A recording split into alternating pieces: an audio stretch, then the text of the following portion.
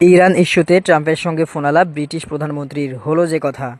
ইরানে মার্কিন হামলার পর যুক্তরাষ্ট্রের প্রেসিডেন্ট ডোনাল্ড ট্রাম্পের সঙ্গে টেলিফোনে আলাপ হয়েছে যুক্তরাজ্যের প্রধানমন্ত্রী কিয়ার স্টারমারের। মধ্যপ্রাচ্যের বর্তমান পরিস্থিতি নিয়ে আলোচনা করেছেন তারা। রোববার 22 জুন এক প্রতিবেদনে এ তথ্য জানিয়েছে ব্রিটিশ সংবাদ মাধ্যম বিবিসি। প্রতিবেদন অনুযায়ী আলাপকালে ইরানে যুক্তরাষ্ট্রের হামলা নিয়েও আলোচনা হয়েছে ট্রাম্প ও স্টারমারের। মার্কিন এই হামলাকে ইরান থেকে আসা হুমকি কমানোর একটি প্রচেষ্টা হিসেবে দেখছেন ব্রিটিশ প্রধানমন্ত্রী। যুক্তরাজ্যের প্রধানমন্ত্রীর কার্যালয় ডাউনিং স্ট্রিট জানিয়েছে, লন্ডনের স্থানীয় সময়ে রোববার সন্ধ্যায় হওয়া এই ফোনালাপে ইরানের পারমাণবিক কর্মসূচিকে আন্তর্জাতিক নিরাপত্তার জন্য গভীর হুমকি হিসেবে উল্লেখ করেছেন দুই নেতা। ডাউনিং স্ট্রিটের বিবৃতির বরাতে বিবিসির প্রতিবেদনে বলা হয়েছে, ইরানকে কখনোই পারমাণবিক অস্ত্র তৈরি করতে দেওয়া যাবে না।